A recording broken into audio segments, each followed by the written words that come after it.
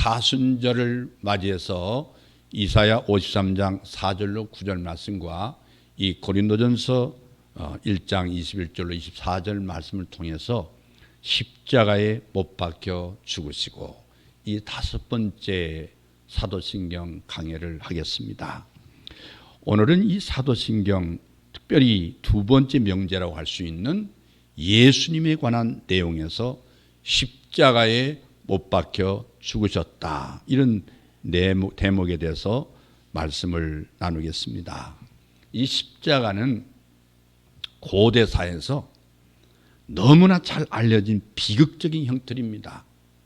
이 고대사에서 십자가 형틀이 널리 사용했던 국가들은 대표적으로 이집트입니다. 그리고 페니키아, 칼타고, 그리고 페르시아, 아시리아, 인도, 그리스, 로마였습니다. 이 십자가는 원래 유대인의 형틀이 아니었습니다. 본래 유대적인 사형집행 제도는 민수기 25장 4절에 보면은 목매다는 것이었습니다. 교수형입니다. 두 번째는 레위기 20장 14절에 보면 화형을 시키는 겁니다. 불살라 죽이는 것.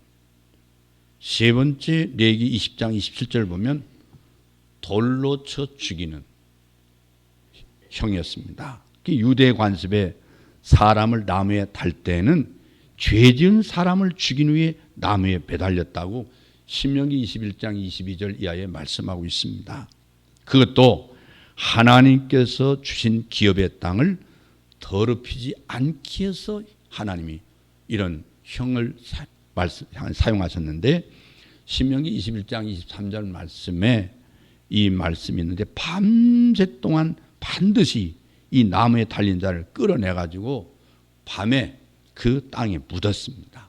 그러니까 유대 관습에 나무에 달린 자는 하나님께 저주를 받은 자라고 신명기 21장 23절에 말씀하고 있습니다. 십자가 형틀은 고대 사회에서 매우 무서운 형틀이었습니다.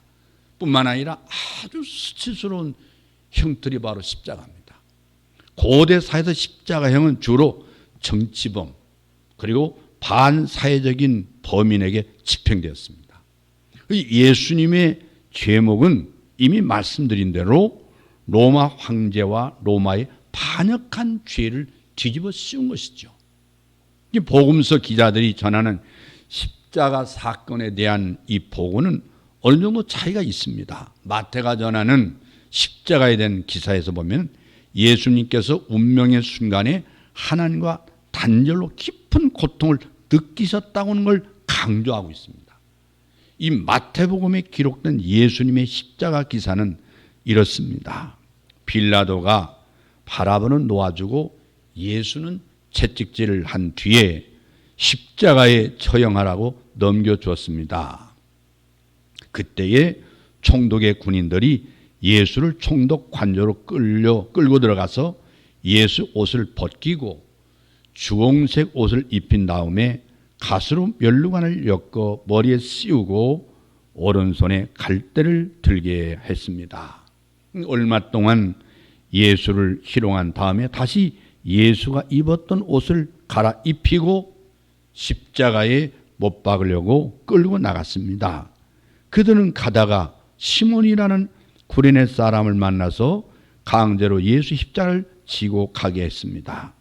그들은 이 골고다라고는 이 해골이라는 곳에 이르러서 포도주에 쓸개를 타서 예수께 마시게 했습니다. 그러나 예수께서는 그 맛을 보시고 거절하셨습니다. 그들은 예수를 십자가에 못 박고 그의 옷을 제비를 뽑아서 나눠 가졌습니다. 그렇게 기록되어 있습니다.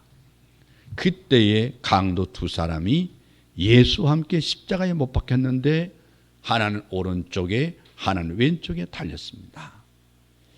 낮 12시부터 어둠이 온 땅을 덮은 그 오후 3시까지 계속됐습니다.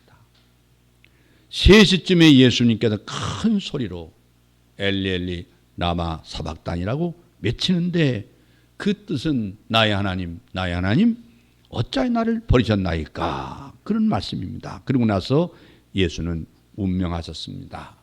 그때에 성전 휘장이 위에서 아래까지 찢어졌고 땅이 흔들리고 바위가 갈라지는 지진이 일어났습니다. 그 날이 저물 때 아리마대 출신으로 요셉이라고 하는 한 부자가 빌라도에게 찾아가서는 예수의 시신을 나에게 달라고 요청했습니다. 그래서 요셉은 예수의 시신을 가져다가 깨끗한 삼배로 싸고 바위를 뚫어서 만든 자기 무덤, 자기가 죽으면 들어가려고 예배했던 그 무덤에 거기 모신 다음에 무덤 문에다가 큰 돌을 굴려놓고 갔다고 했습니다. 바로 이게 마태가 전해주는 예수님의 십자가 사건의 내용입니다.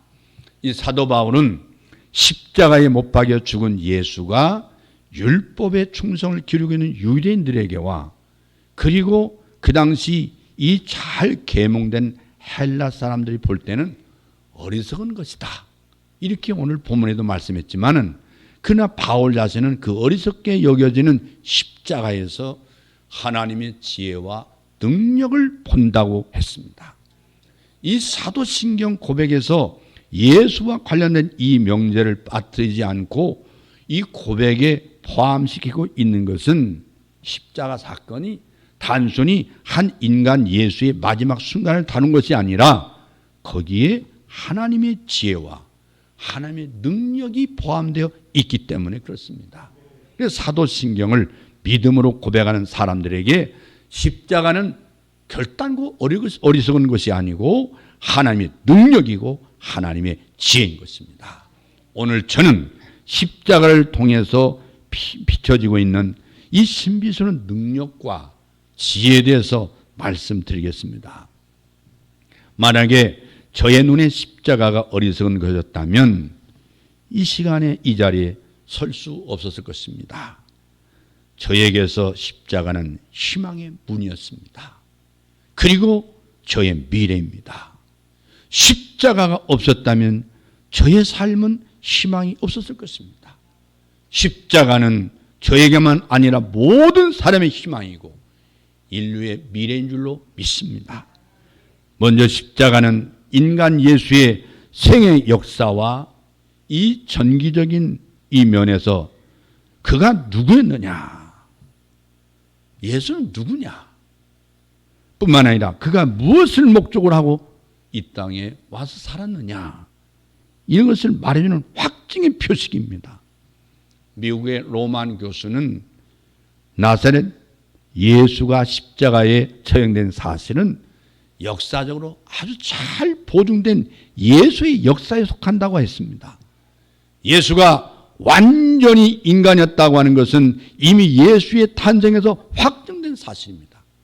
그러나 이 예수의 십자가 사건에서 예수는 분명히 이 세상에서 한 인간의 생을 살았던 인물임을 더욱더 확정해 준다고 했습니다. 그리고 로만 교수는 이어서 이제 예수의 십자가 처형과 그 죽음에서 그의 인간성과 인간 존재 자체가 엄숙히 궁극적으로 고려된다고 그렇게 저서에 남겨 있습니다.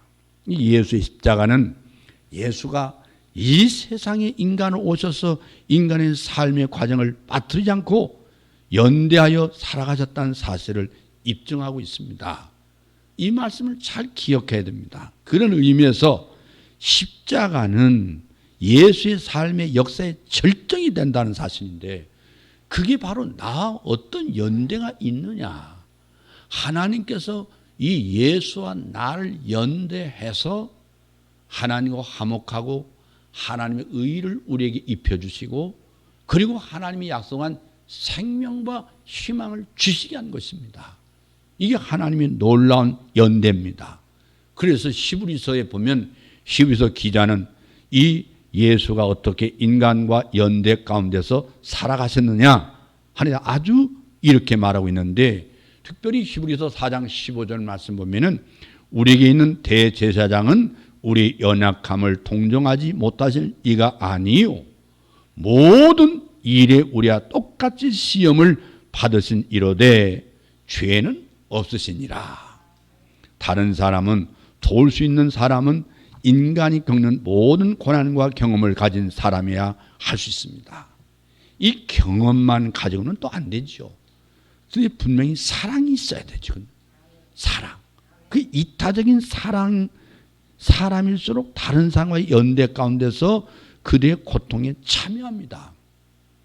어린 아이를 극진히 사랑하는 어머니는 어린아이가 아플 때 함께 아픔을 느끼죠. 아이가 기뻐할 때 같이 기뻐합니다. 그것은 그 아이와 사랑의 연대 가운데 있기 때문에 그렇습니다. 자, 그런 의미에서 골고다 언덕의 십자가는 인간과 연대해서 살아가신 예수의 생애 역사의 절정이라는 사실입니다. 예수님의 십자가는 예수님이 어떤 생을 살아가셨다는 것을 가장 확실하게 보증해 주고 있는 말씀입니다. 독일의 그 하이니 포겔이라고 하는 이 신학자는 십자가의 의미에도 이렇게 썼습니다. 어떤 사람이 이 세상에서 가장 희망이 없는 자리가 어딘가라고 물을 수 있다. 그러면 그는 불치병을 앓고 있는 병자들만 있는 병동, 그리고 아우슈비츠와 같은 집단 수용소, 거기에 죽음의 가스실, 죽음을 기다리며 서 있는 그 감옥의 행렬, 평생 앞을 보지 못하고 살아가는 히로시마의 희생자들, 혹은 가장 고통스럽고 절망스러운 다른 자리를 생각할 수 있을 것이다. 그러나 세상에서 가장 깊은 절망의 자리는 하나님을 그토록 전적으로 신뢰하던 그 인간이 하나님으로부터 버림받아 달려있는 곳이다. 여러분, 거기가 어디입니까? 십자가. 이 십자가는 이 세상 가장 절망적인 자리입니다. 우리 인간이 생애 역사에서 그 누구나 이 절망의 자리를 피해갈 수 없습니다. 그 자리는 바로 하나님과의 단절의 자리예요. 죽음의 자리예요. 예수는 바로 그 자리에서 내려가셔서 인간 존재의 삶과 자신을 우리 인생과 연대시켰다는 사실이에요. 그 자리에서 예수는 철저하게 하나님과 단절을 체험했습니다. 거기서 예수님은 나의 하나님 어찌하여 나를 버리셨나이까라고 절규하셨습니다. 예수님에게 있어서 십자가는 전적으로 다른 사람을 위해 존재하는 삶의 표현입니다. 온 인류를 위해서, 오늘 나를 위해서, 여러분 자신을 위해서 주님은 살으셨습니다. 그런 예수의 삶의 역사의 절정이 십자가입니다. 십자가. 그래서 십자가는 우연적이거나 돌발적이거나 예정된 것이라기보다는 인간 예수의 삶의 역사의 마감인 것이죠. 그 다음 하나님의 구원사에서 십자가는 하나님과 화해의 자리입니다. 화해의 자리, 속죄의 자리입니다. 그래서 새로운 희망의 문이 열린 자리입니다. 예수는 우리의 희망의 문이십니다. 어떤 여의사가 의과 대학생 시절부터 호기심에서 이 복용하던 마약이 나중에 완전히 습관이 돼서 의사지만 거기서 벗어날 수가 없었다고 그래요. 그가 전문의가 되고 나서 점점점 마약에 깊이 빠져들어가는 자기 자신을 더 이상 숨길 수 없어서 이제 내가 자살해야 되겠다. 이 자살을 결심하고 어느 비 오는 날 저녁에 강가로 찾아갔습니다. 그런 깊은 절망과 좌절 자리에서 죽음을 체험하면서 마지막으로 하나님께 살려달라고 부르짖었어요. 잠시 후에 그에게 하나님 은혜의 빛이 임하면서 자신이 마약의 힘에서 풀려남을 경험하게 됐습니다. 그 후에 그는 평생을 마약 중독자 갱생을 위한 헌신하면서 살고 있습니다. 그러면 십자가는 절망과 단절, 죽음의 자리인 것입니다. 바로 내가, 여러분이, 온 인류가 하나님 앞에 절망과 단절과 죽음의 인생이었습니다. 그러나 골고다 언덕의 십자가는 부활의 아침이 내다 보이는 자리인 것입니다. 그래서 바울은 십자가 없는 부활이 없고 부활이 없는 십자가는 있을 수가 없다. 2차 대전 때 그 아우슈비츠 수용소에서 많은 유대인들이 가스실에 들어갔잖아요. 그 십자가 형틀에 죽어갔습니다. 제가 옛날에 지방회장 할 때 우리 총회 모든 지방회장이 유럽에 간 적이 있었는데 그 유럽에서 바로 폴란드에서 아우슈비츠 그 수용소를 봤습니다. 거기서 많은 사람이 죽었습니다. 도망가는 사람은 총 쓸 필요 없습니다. 고압선에 우리가 말하는 오징어처럼 딱 붙어 떨어져 죽었습니다.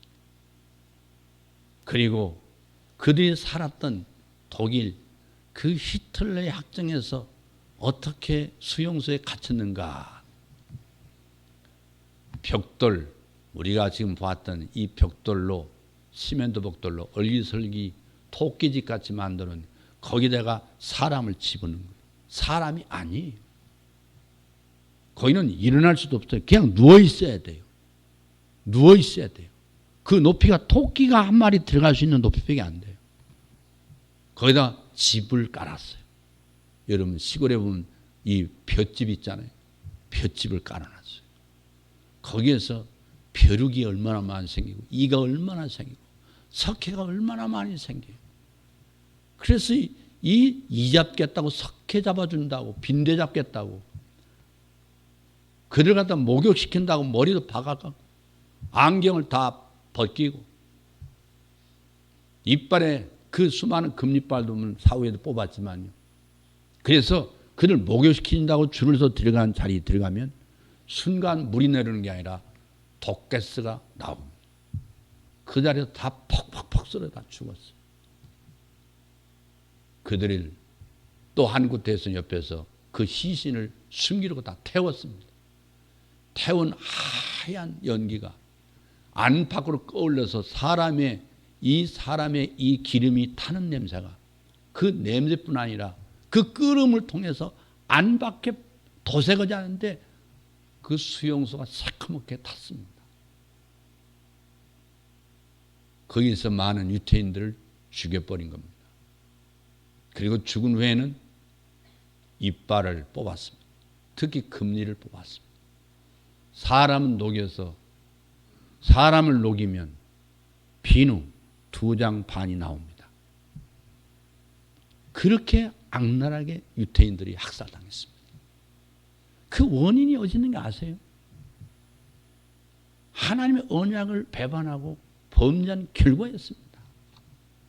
머리카락은 뭘로 만든 줄 아세요? 칫솔과 구두솔을 만들어 팔아먹은 게 바로 독일 사람들이에요. 이렇게 유태인들이 학살을 당했어요. 우리는 과거를 다시는 잊지 말자. 유대인들이 거기 와가지고는 2시간 동안 울고 가더라고요. 뺑 둘러 앉아가지고 계속 울어요. 울고 그들이 마지막 하나님 앞에 결단의 맹사가 뭡니까? 다시는 잊지 말자.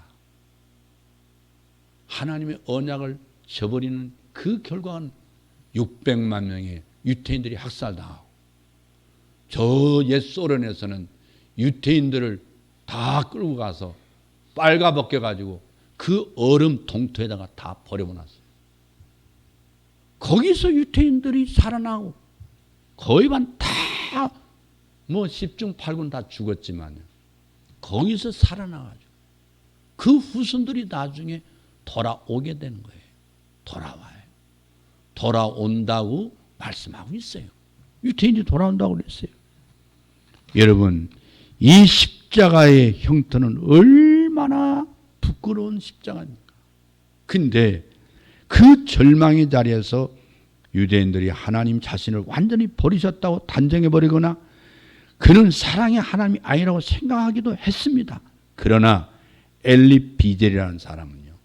그 절망의 자리에 십자가에서 하나님 자신이 바로 그 십자가에 달려 고통하고 계신다는 사실을 발견한 거예요. 저 십자가는 나를 위해서 하나님이 달리신 것이다. 하나님. 여러분, 십자가는 바로 하나님의 은총이면서도 하나님의 고통 아닙니까? 하나님의 아픔입니다. 십자가는 하나님 아픔이에요. 인생의 죄 때문에. 그것이 바로 고난에서 찾은 해답이었어요. 아우슈비츠 수용소에서 십자가를 본 거예요. 누가 달렸어요? 바로 우리 조상들이 하나님 앞에 언약을 버린 그 죄값을 하나님이 달리셨다 이거예요. 골고다 언덕 위의 십자가는 우리의 삶의 한 부분입니다. 인간은 그 자리를 피해갈 수 없어요. 인간의 삶의 그 어둡고 절망적인 부분을 체험해가며 살아가는 인간들이 유토피아를 꿈꾸기도 하고 깊은 허무와 좌절에 빠지기도 합니다. 십자가는 유토피아와 허무주의 사이에 놓이는 매우 좁은 생명의 길입니다. 우리는 이 유토피아나 허무주의나 허구적인 생의 환상의 길에서가 아닌 십자가의 좁은 길에서 우리를 찾아오신 하나님, 우리를 기다리고 계시는 하나님을 만나야 될 줄로 믿습니다. 할렐루야. 로만 교수는 십자가는 유일한 우리의 필요이며 우리의 희망을 세우는 곳이라고 말했어요. 십자가의 희망은 권력과 사랑 안에 있지 않고 세상을 이기는 사랑의 능력 안에 있는 줄로 믿습니다. 마지막으로 윤리적인 관점에서 십자가는 우리가 본받아야 할 희생적인 삶, 자기를 내놓는 삶, 하나님께 순종하는 삶의 표현인 것입니다. 인간의 현실적인 삶을 숙명적으로 받아들이고 체념 가운데서 살아가는 데서 십자가 삶은 불가능한 겁니다. 여러분 절망하지 마십시오. 십자가의 삶은 악과 불의와 억압에 대해서 저항하고 의의 길을 걸어가고자 하는 결단의 삶입니다. 그리고 가난하고 억눌린 자, 고통 가운데 있는 자들과 함께 자신을 연대해서 살아가는 것이 바로 기독교인의 삶이에요. 이게 바로 여러분 사실 우리가 디아코니아라고 그러죠. 헬라어로 디아코니아는요, 세상 속에 가난한 자와 헐벗은 자와 굶주린 자 함께 사는 게 디아코니아예요. 여러분 기독교에는 캐리그마만 있는 게 아니에요. 디다케만 있는 게 아니고 코이노니아만 있는 게 아니라 디아코니아, 섬기는 삶, 나누는 삶, 베푸는 삶, 이게 바로 기독교의 삶이고 그게 세상의 빛과 소금의 삶을 살아가는 말씀입니다. 기독교 역사를 돌이켜보면요, 교회가 계속해서 불의에 대해서 저항해오고 디아코니아를 포기하지 않는 것은 바로 그런 이유에서 그렇습니다. 에콰도르의 로메로 신부는 매우 사사적이었습니다. 그런 책을 많이 읽었습니다. 조용히 살아가는 명상적인 사람이었습니다. 그가 그 지역을 담당하는 주교직을 책임을 맡아 현실에 동참했을 때 그 앞에 전개된 세상은 도저히 침묵할 수 없어요. 그래서 그는 하나님의 정의와 하나님의 공의와 하나님의 사랑과 회개를 외쳤어요.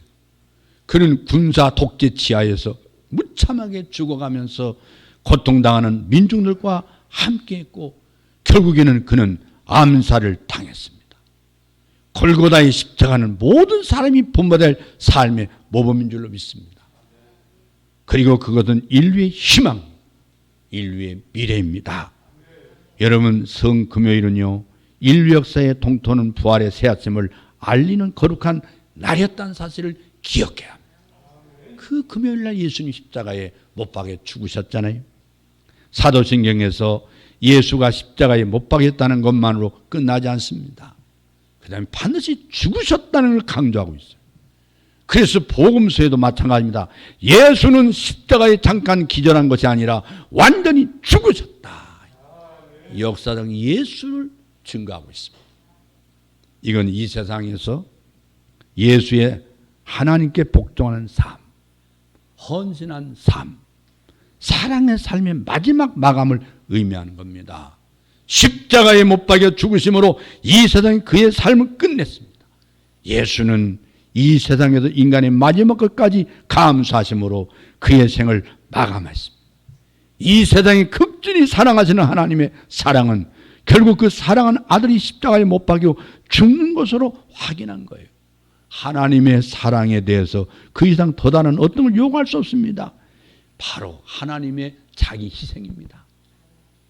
여러분, 부모의 희생, 사랑은 뭡니까? 부모님의 자기 희생이죠. 자기 희생이에요. 하나님 자신이 십자가에 자신을 내놓은 것이 하나님의 사랑의 절정인 거예요. 십자가에서 하나님의 사랑을 발견한 사도 바울은 이렇게 고백합니다. 내가 확신하노니 사망이나 생명이나 천사들이나 권세자들이나 현재이나 장래이나 능력이나 높음이나 깊음이나 다른 어떤 피조물이라도 우리를 우리 주 그리스도 예수 안에 있는 하나님의 사랑에서 끊을 수 없느니라. 할렐루야. 사랑하는 성도 여러분, 십자가 멸망한 자에게는 분명히 어리석은 것입니다. 십자가의 도가 어리석게 여겨지는 것 자체가 인간이 누군가를 모르고 있는 삶인 거예요. 여러분, 인간이 누군가를 모른다는 것은 인간의 궁극적인 문제가 무엇인가를 모르고 사는 사람이에요. 인간은 어떤 사람의 생각대로 고상하지도 않고 지혜롭지도 않고 우리가 이 도덕적으로도 완전하지 않지요. 그 십자가라는 절망의 자리는 우리 인간의 실존의 궁극적인 자리다. 그 십자가는 우리 인간이 하나님을 떠나 있다는 것, 우리는 결국 죽음을 면할 수 없다는 걸 말해주고 있는 거예요. 그 죽음 앞에서 인간의 모습, 의미 있는 것이 허무입니다. 그러나 예수가 십자가의 죽으심으로 우리는 새로운 미래를 갖게 된 겁니다.